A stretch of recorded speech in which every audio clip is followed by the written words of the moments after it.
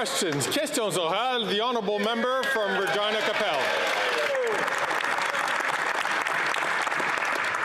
When will the Prime Minister make it illegal to smoke crack in a hospital room?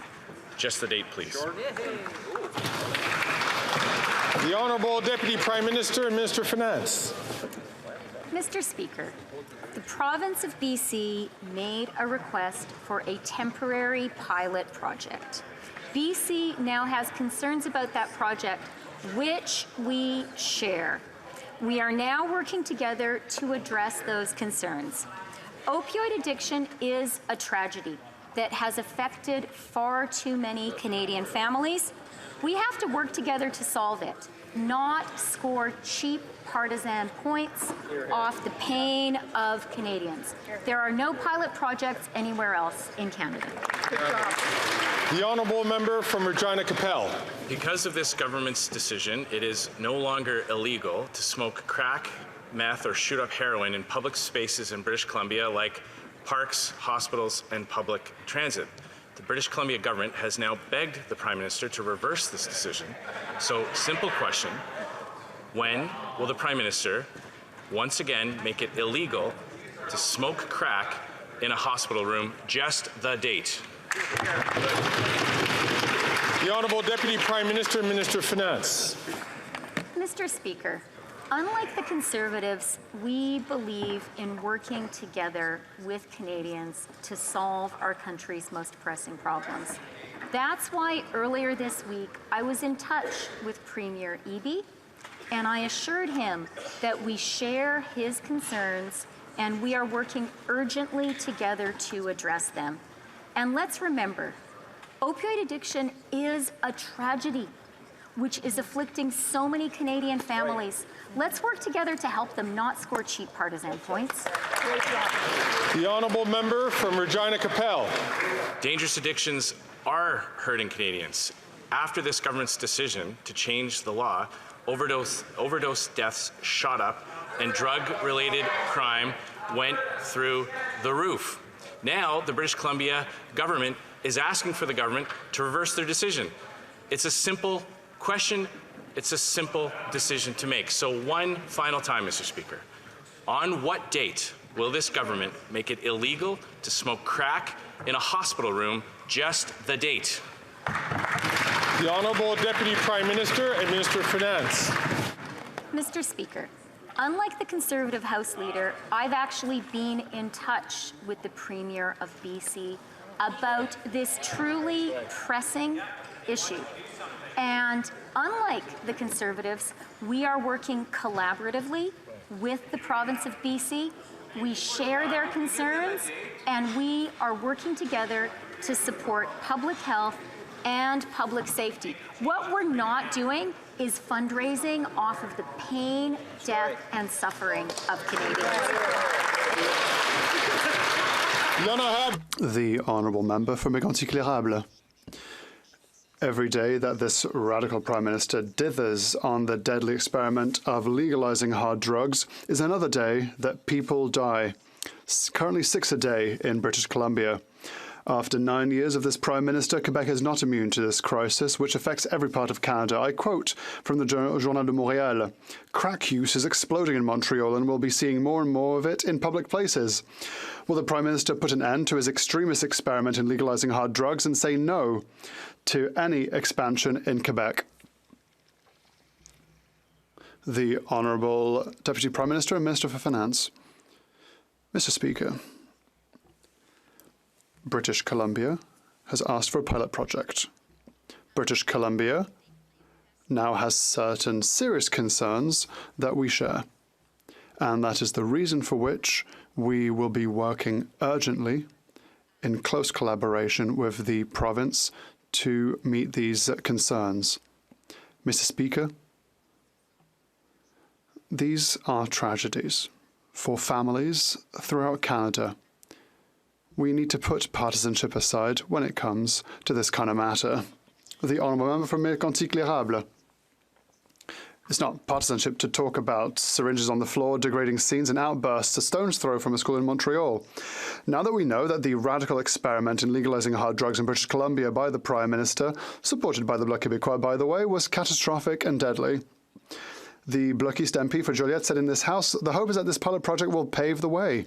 The MP for Rimouski said, we in the Bloc Québécois are deeply convinced that this is a step in the right direction. Quebec doesn't want this. Can the Prime Minister assure this House that he will not follow the radical advice of the Bloc Québécois? The Honourable Deputy Prime Minister and Minister for Finance. Mr. Speaker, the opioid epidemic and addiction is a tragedy that we have to fight together by giving a priority to the health and safety of Canadians. But, Mr. Speaker, Conservatives are just saying that our policy is extremist and radical. Do you know, Mr. Speaker, what is extremist and radical? White supremacy policy. Misogyny is radical. And so it's time for the Conservatives to denounce those policies that are truly extremist and radical. The Honourable Member for La Prairie. La Presse reported today that CBC's management is planning a rapprochement between the English network and Radio-Canada. Radio-Canada is not in crisis. CBC is. A rapprochement necessarily comes with concessions, and these concessions will be made at the expense of Quebec culture and creators. It necessarily means taking away a bit of our cultural identity to assimilate it with that of English Canada. This is a dangerous, slippery slope. Can the Prime Minister reassure French-speaking Quebecers and Canadians that the government has absolutely no intention of merging CBC and Radio-Canada? The Honourable Deputy Minister, Prime Minister and the Minister for Finance. A big thank you for the question, first of all, because we fully share the concerns of all Canadians, especially the concerns of Quebecers when it comes to the French language, when it comes to Quebec culture. And I can assure all Canadians that French broadcasting will not be affected. That's a priority for us. The Honourable Member for La Prairie. Mr. Speaker, we have a proposal. Instead of bringing CBC and Radio-Canada closer together, we should make them independent of each other. CBC has its challenges. Radio-Canada has its own. The two have neither the same cultural identity, nor the same audience, nor the same corporate culture. These are two completely separate entities. But what CBC management is proposing, a management appointed by the Liberals, by the way, is to weaken Radio-Canada in order to strengthen CBC. In the long term, this means assimilating the French-language public broadcaster.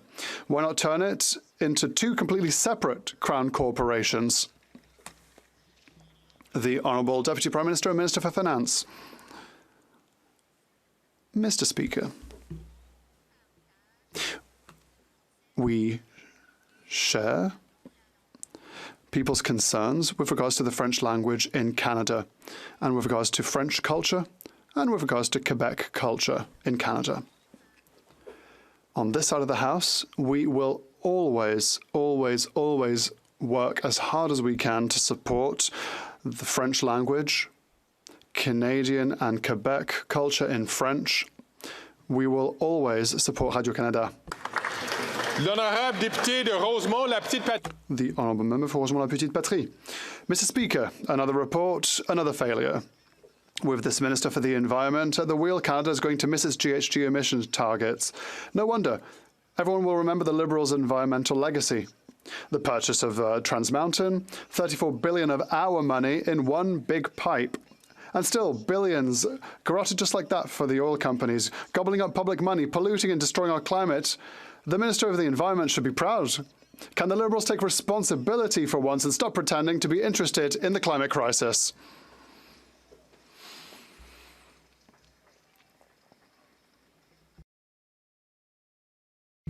The Honourable Deputy Prime Minister and Minister for Finance.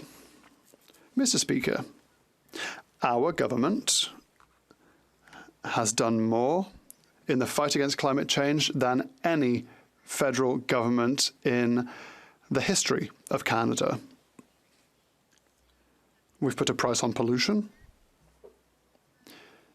We have a massive industrial program to the tune of $93 billion to stimulate our green transition. We are and we should be proud of what we do, and we know that we can and will do more. The honourable member from Vancouver Kingsway. Mr. Speaker, the Liberals have been letting the ultra-rich off the hook for years. But thanks to the NDP's capital gains changes, the wealthiest will pay a little more. And the Conservative leader doesn't like this. Maybe that's why he's getting wined and dined tonight by Bay Street billionaires at a Cash for Access fundraiser. Like the Liberals, the Conservatives would rather hand out billions to wealthy CEOs than fund the services people really need. Why are the Liberals maintaining the Conservatives' corporate giveaways? The Honourable Deputy Prime Minister and Minister for Finance. Mr. Speaker, I am really glad that the member opposite has raised an issue about which the Conservatives have been notably silent, and that is our increase in the inclusion rate on capital gains. We agree with the member opposite that it is just not fair for a nurse or carpenter to pay tax at a higher marginal rate than a multimillionaire. But I agree with the member opposite. I think the Conservatives support that kind of unfair tax policy. The honourable member from Kamloops, Thompson, Caribou. The Liberal Minister for legalizing hard drugs is misleading Canadians. Yesterday, she told Canadians that Liberals were waiting for further information from British Columbia in response to BC's request to end this legalization experiment.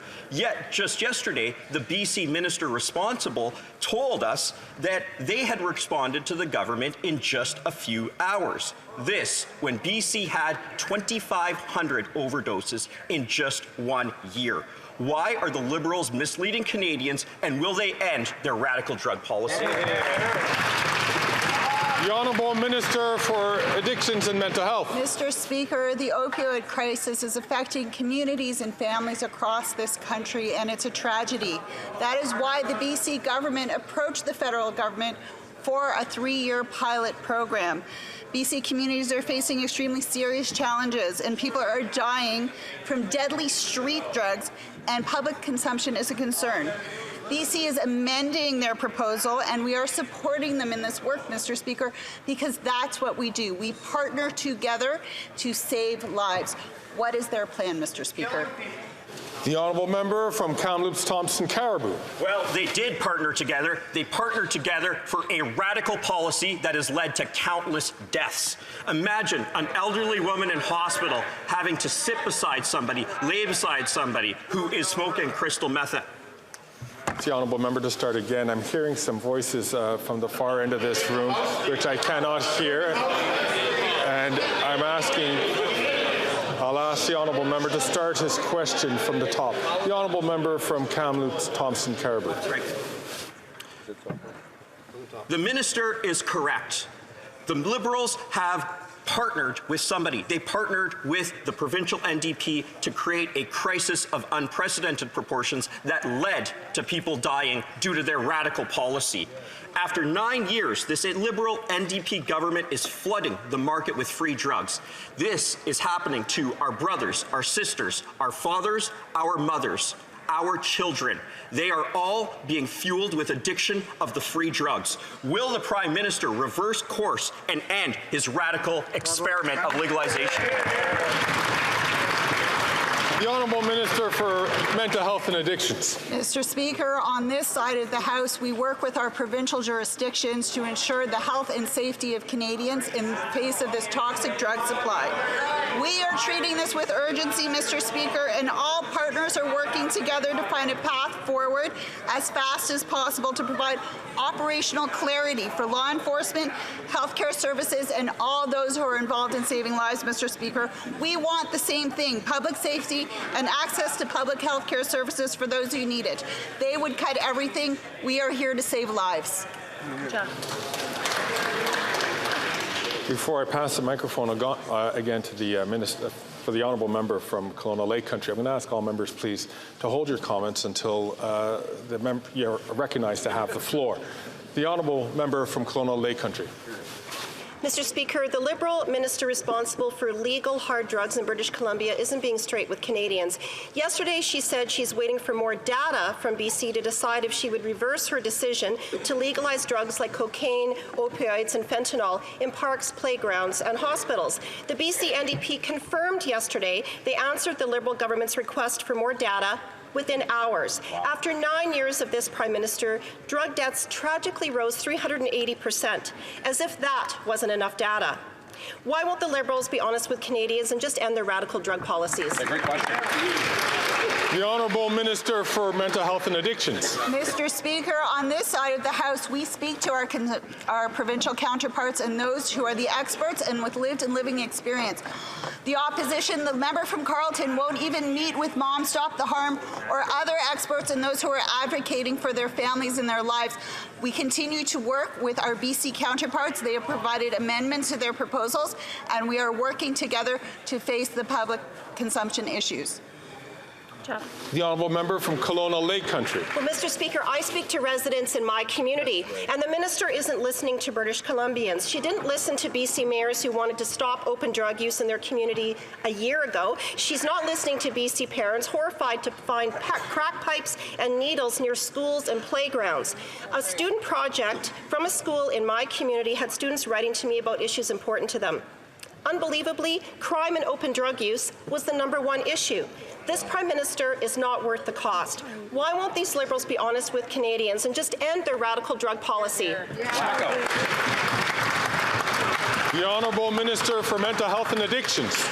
Mr. Speaker, Conservatives aren't genuine with Canadians about their care or concern for those who are dying from the toxic drug supply. The opposition leader talks a big talk about investing in treatment, but Conservatives cut 2/3 of their drug treatment fund when they were in power, Mr. Speaker. They only focus on treatment and recovery. They don't focus on safe consumption sites. They don't focus on harm reduction as health care. Mr. Speaker, we need to partner with everyone. When will they listen? The Honourable Member from Mission Mashpee Fraser Canyon. Mr. Speaker, the Liberal minister responsible for legal hard drugs is misleading Canadians. Drug overdoses are now the leading cause of death among youth aged 10 to 18 in British Columbia. Shameful. Just yesterday, she said she was waiting on more information from the BC NDP government, which the province said they delivered within hours. How much more information does she need to end their radical and extremist policy, which is putting the children of British Columbia at risk? The Honourable Deputy Prime Minister and Minister of Finance. Mr. Speaker, unlike the Conservatives, I have been in touch with the province of BC. BC requested the pilot project, and I was in touch this week with the Premier of BC. He and his government have serious concerns about the pilot project. We share those concerns, and we are working together with BC to address them. But I do want to say, making political hay out of the pain of suffering Canadian families is simply irresponsible. That's it. The Honourable Member from Mission Mashpee Fraser Canyon. Mr. Speaker, this government is supposed to be in the business of protecting children, not killing them with exposure and access to hard drugs. The RCMP has confirmed that legal hard drugs are being sold on the black market. In Abbotsford, the Soccer Association has to regularly sweep the needles for pitch. The Legion and many businesses in Mission have to deal with crack smoke every day. When will this government do the right thing and cancel their ideologically extreme experiment to legalize hard drugs and start protecting BC's children? The Honourable Deputy Prime Minister and Minister of Finance. Mr. Speaker, as a mother of 3, including teenagers, I care so much about Canada and Canadians, and I agree, opioid addiction is a tragedy.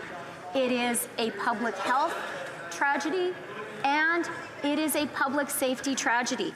But let me tell you what is putting the public safety of all Canadians at risk. Consorting with white supremacists and misogynists. That is a public safety risk. The Conservatives have an opportunity today to disavow that. They should do it.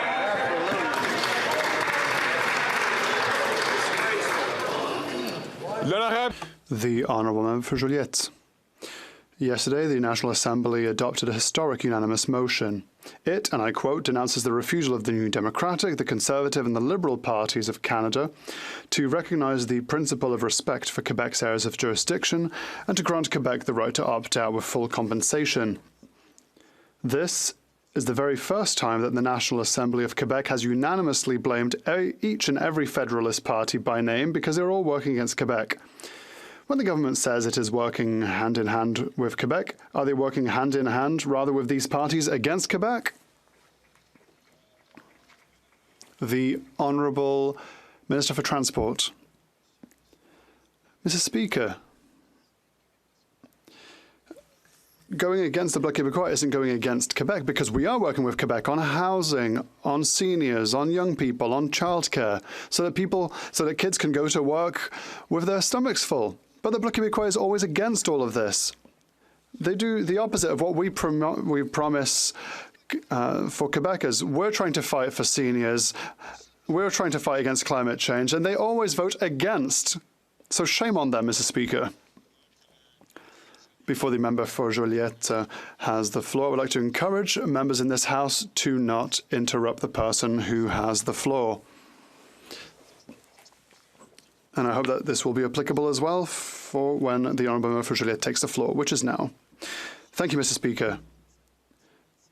It's historic, this unanimous motion. Canada's Liberals have been denounced by their Liberal allies in Quebec. The NDP was denounced by Québec Solidaire. The Conservatives, well, they weren't denounced by their ally, Éric Duhem, well, because he has no MPs, and Quebecers don't vote Conservative. But they too were condemned by the unanimous National Assembly of other stripes. All the elected representatives in Quebec City can see that all the Federalist elected representatives in Ottawa are working to undermine Quebec's ability to make their own social choices, or societal choices rather. Does the government realise the precedent it has set? The Honourable Minister for Transport. Mr. Speaker, the Conservatives do have an ally. It's the Bloc Québécois. It's the Bloc Québécois, Mr. Speaker. They always seem to vote together. There's a bit of malaise in that corner. When one makes a promise and one does the opposite, then promises are shattered, promises for those who trusted them and voted for them. They say they want to fight for seniors, they say they want to fight for the environment, but they always vote against. Why? Because they just simply follow the Conservative playbook. The Honourable Member for Joliette.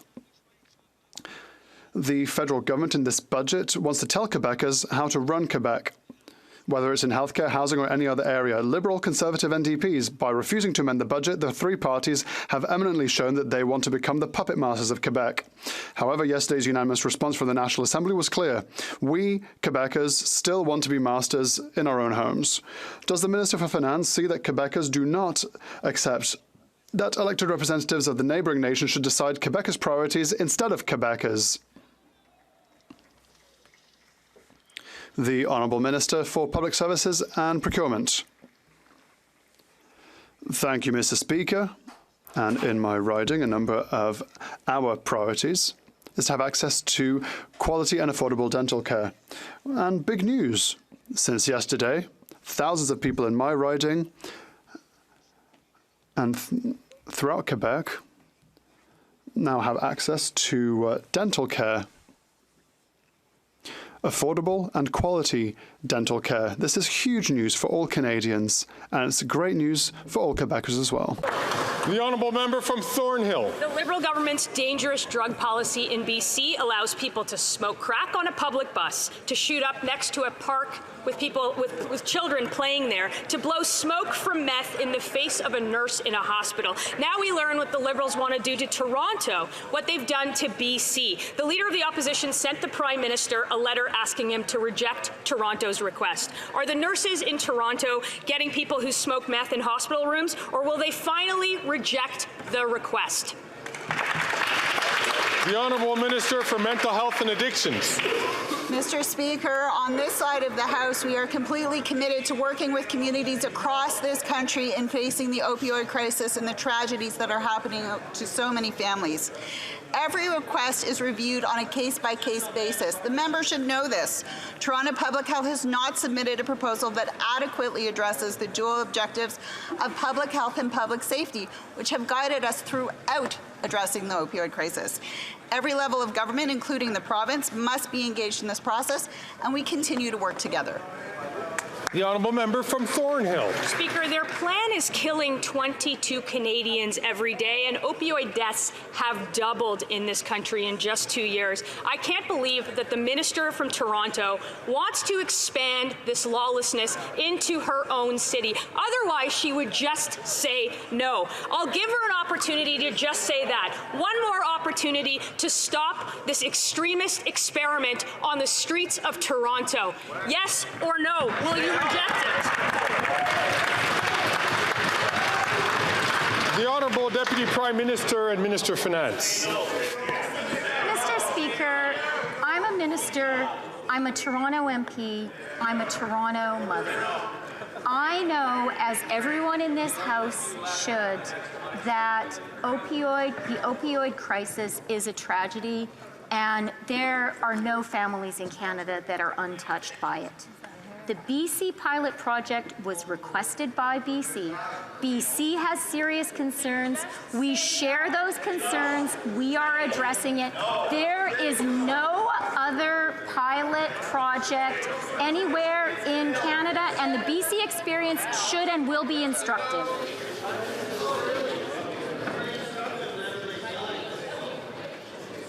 The honourable member from Durham.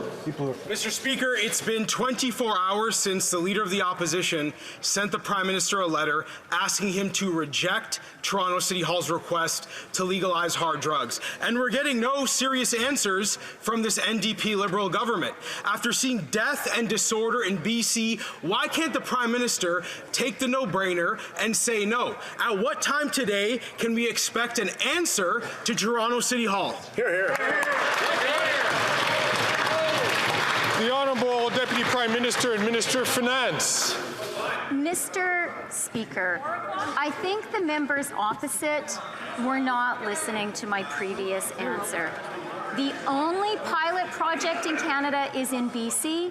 BC has serious concerns. We share them, and we're acting urgently together to resolve them.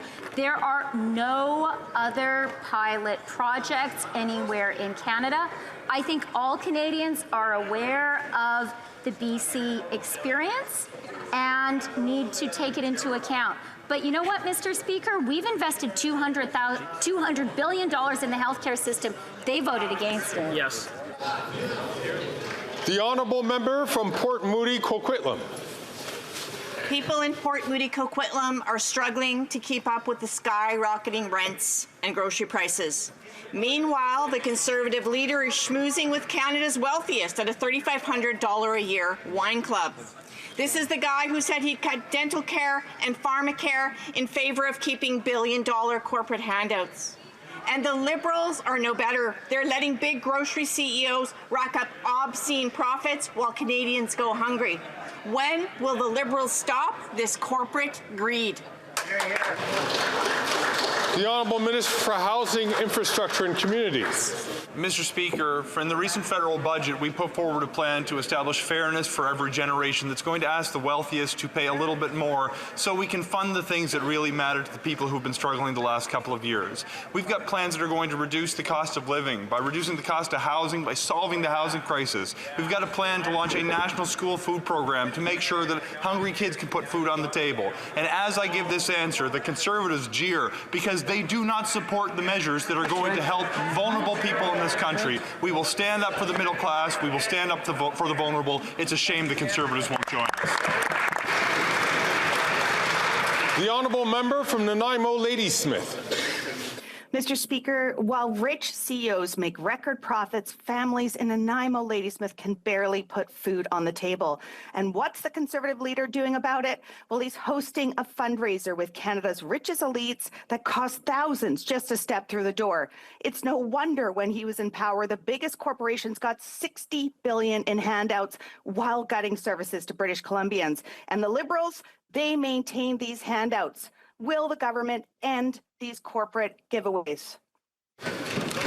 The Honourable Minister of Innovation. Mr. Speaker, I would agree with my colleague that it's disturbing to see the leader of the opposition siding with big corporate at a time where, Mr. Speaker, all Canadians should be united to put pressure on the grocery in this country, Mr. Speaker. If they are really honest about caring for Canadians on the other side, Mr. Speaker, let them speak up. Let them tell to Loblaws and Walmart to adopt the grocery code of conduct in this country, Mr. Speaker. If we speak with one voice, we're going to improve the life of Canadians. Are they going to do it?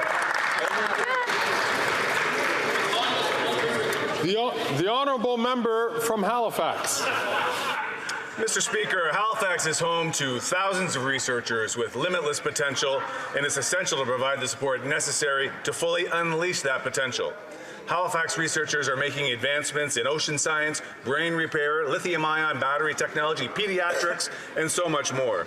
Their work contributes to the economic and social prosperity of Canada and improves the lives of all Canadians.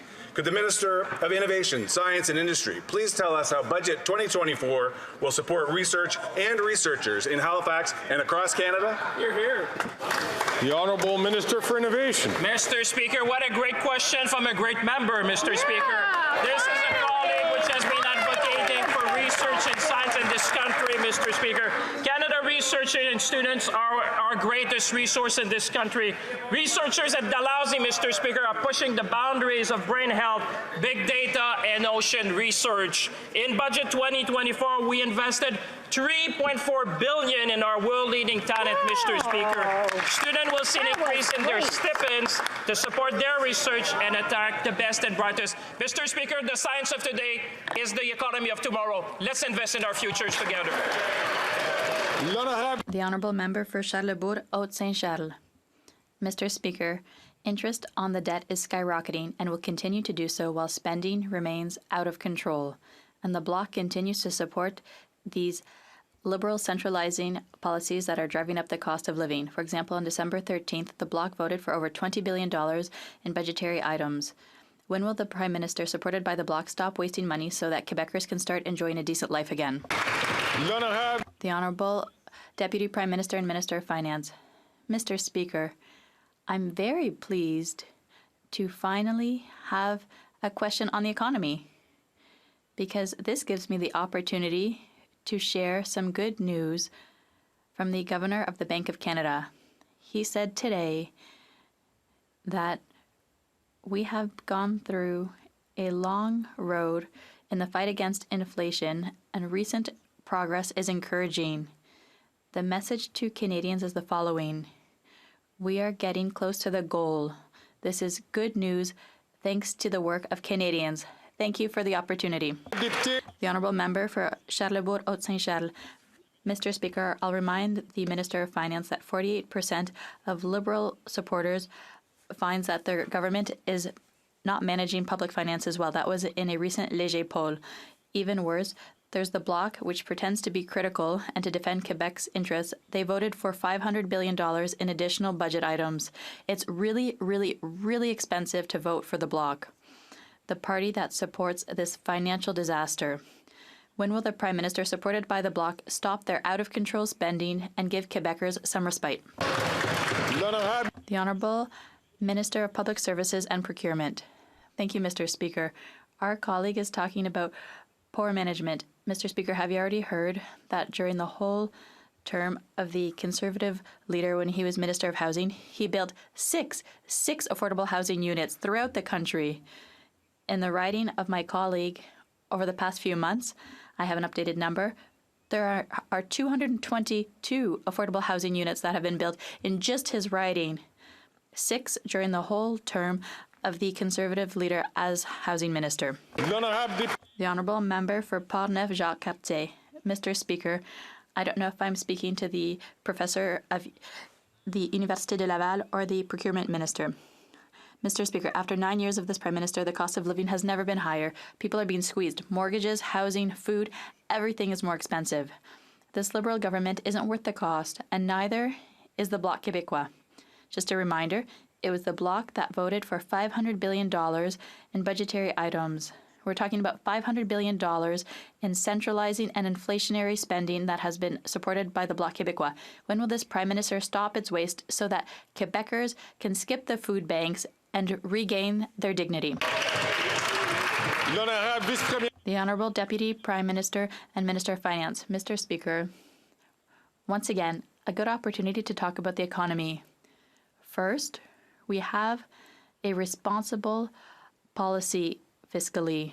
We have a AAA credit rating, the highest possible, and I'll refer to the Bank of Canada's governor who's talked about the good progress on inflation. But the Conservatives, their only policy is austerity and cut. They want to cut daycares, cut school food programs, and cut Radio-Canada CBC, which is so important for Quebecers. The Honourable Member for Montmagny-Liselet, Kamouraska, Rivière-du-Loup.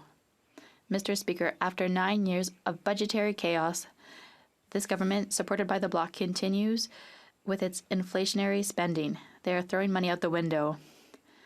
The Bloc talks about the importance of health transfers, but they voted for $500 billion in centralizing spending, which has more interest costs than the money that goes to health transfers. The more this government spends, the more the Bloc supports it. When will the Prime Minister stop wasting taxpayer money?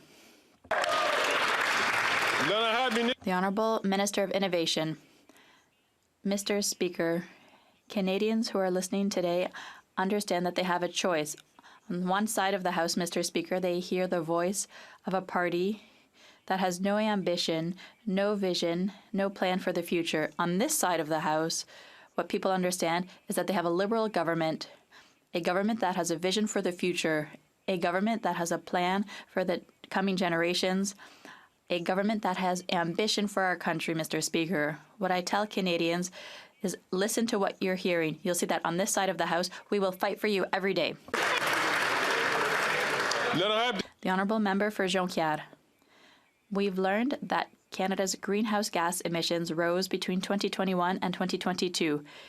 They're going up when they should be going down. But what's most catastrophic is that they're going to keep skyrocketing because Ottawa opened Trans Mountain yesterday.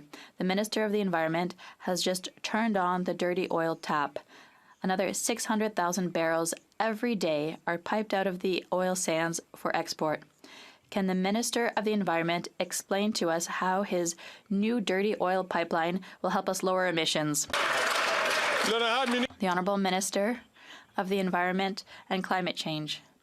Thank you, Mr. Speaker. I'd like to thank my colleague for his question and remind him that greenhouse gas emissions are 44 million tons lower in 2024 than they were before the pandemic. That's the equivalent of 13 million vehicles taken off our roads. Greenhouse gas emissions have never been as low in Canada in 25 years. So that's when Conor McGregor was born. So things are going very well, but I agree with my colleague, there's much work to be done still. The Honourable Member for Jonquière. Greenpeace told Radio-Canada, CBC, that the missing link in the federal climate plan is a cap on emissions from the oil sector. The minister must be relieved that there's no ceiling on emissions because he would have banged his head on it with the Trans Mountain emissions. It's a reminder that Canada is the fourth largest petromonarchy in the world. With Trans Mountain, it consolidates its fourth place between Russia and Iraq at the top of the worst polluters. We know that the minister never dreamed of being a petromonarch.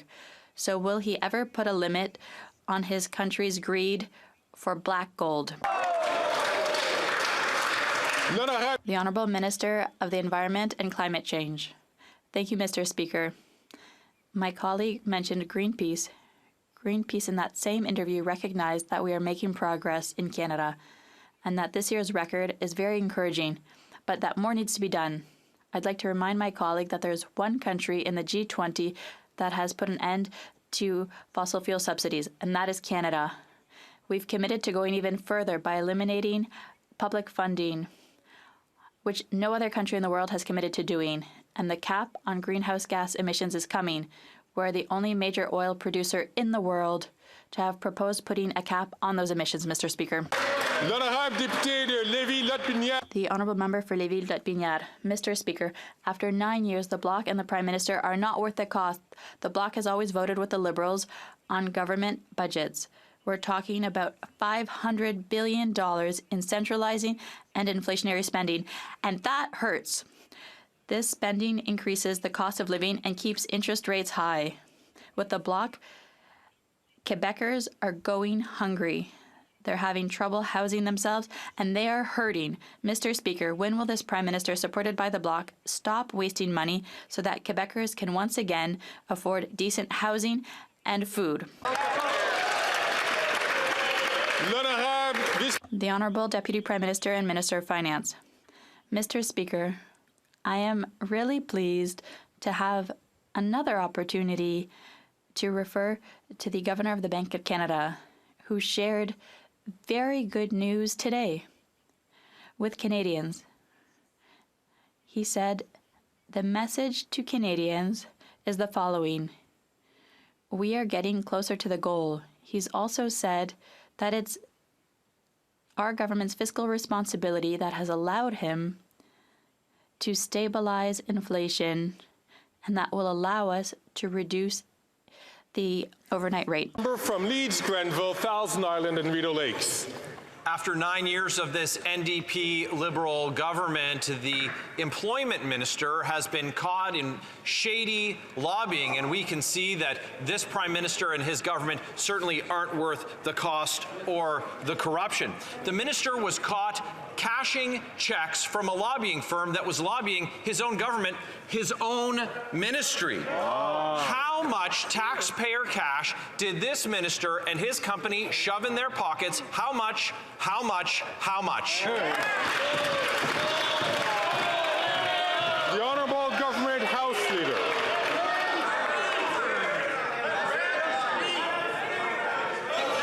Order.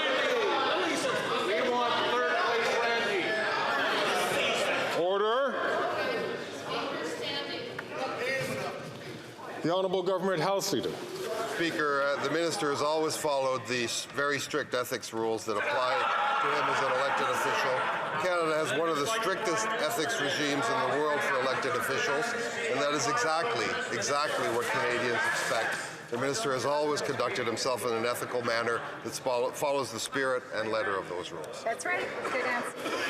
The Honourable Member from Leeds, Grenville, Thousand Islands and Rideau Lakes. Well, after 9 years of this NDP Liberal government, we know that the fish rots from the head down, and this Prime Minister twice found guilty of breaking ethics laws, along with multiple members of his front bench and his back bench. We know that the minister tried to hide that he was getting money from his company that was lobbying his own government, even his own ministry, but he got caught. Global News reported it, and now we're asking him about it. So instead of having the government House Leader protect him from his own accountability, his own actions, will he stand up today and tell us how much money he took?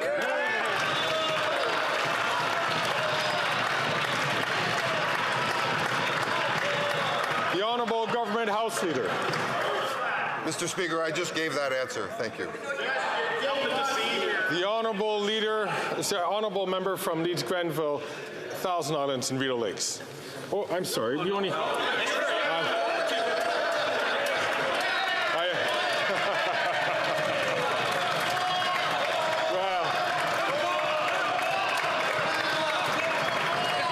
I never knew I was so popular on this side. The Honourable Member from Dorval, The Honourable Member for Dorval-Lachine-LaSalle. Mr. Speaker, as we approach Red Dress Day, which raises awareness of the alarming rates of violence, Joint calls for the introduction of a red dress alert system. This system would be crucial in promptly informing the public whenever an Indigenous woman, girl, or two-spirited person goes missing. Can the Minister of Crown Indigenous Relations share with us what measures are being taken to address this critical issue? Thank you so much. The Honourable Minister for Crown Indigenous Relations. Mr. Speaker, I want to recognize the advocates, families, and survivors working tirelessly to press our government for urgent action. That includes the member from Winnipeg Centre and the member from Oakville, North Burlington.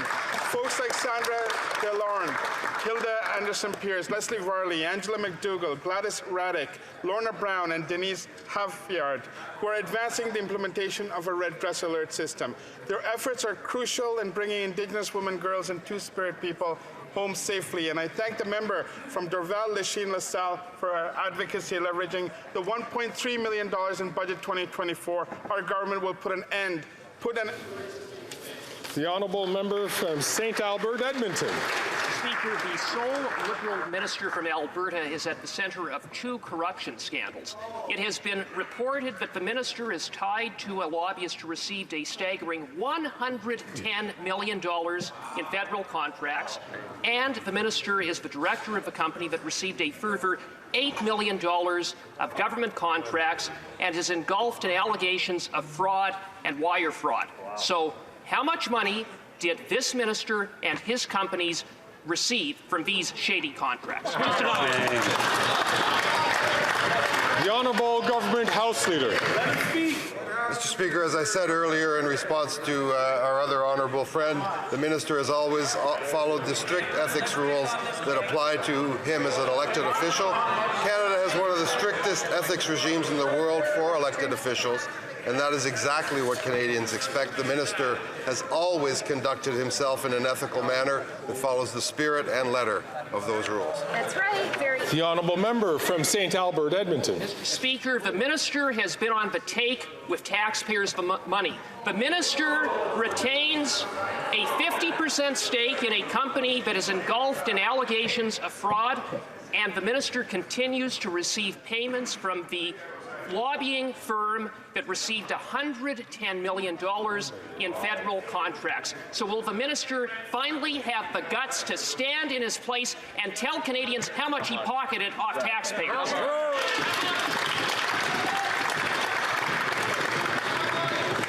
I will come back to this matter later, but I do warn members, please, to be very careful about what they say about other honourable members. The Honourable Government House Leader. Mr. Speaker, in this House, all members are entitled to be treated by other members with a presumption of being honourable.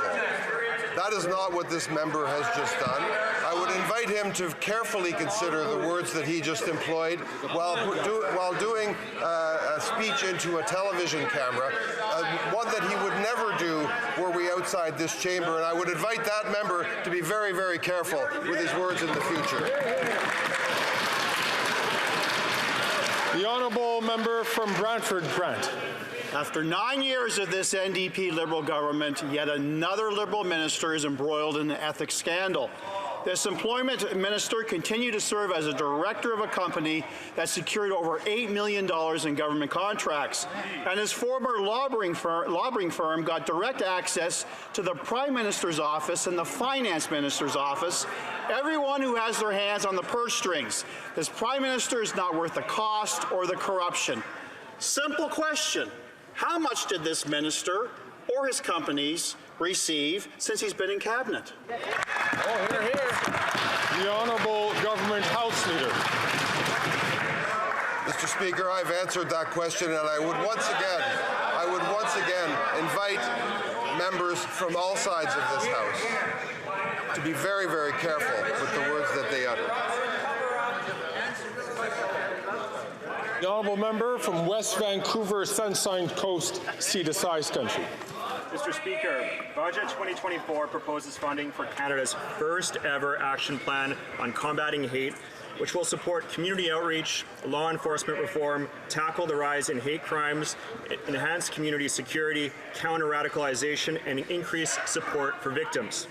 This plan was drafted way before Canadians realized that the leader of the official opposition was cozying up with white nationalists. Can the minister please tell this House what impacts far-right extremism has on our community? The Honourable Minister for Diversity. Mr. Speaker, combating hate is a responsibility of everyone in this House. Anything otherwise is shameful and frankly appalling. When the Leader of the Opposition decided to cozy up to far-right extremist supporters, it is unbecoming of any elected official, much less the leader of the major political party. That's what you're doing. When the honourable member from St. Albert, Edmonton, was asking his question, it was recognized by the chair was quite happy to make sure that the honourable member had a free time to be able to ask his question. I'd ask the honourable member, please, to hold back his comments while the minister is answering. The Honourable Minister for Diversity from the top, please. Mr. Speaker, when the Leader of the Opposition decided to cozy up to far-right extremist supporters, it is unbecoming of any elected official, much less the leader of a major Canadian political party. Canadians expect their leaders to stand up for Canadian values. That's why, Mr. Speaker, we're investing $270 million in the budget for Canada's first ever action plan on combating hate. Mr. Speaker, that's leadership.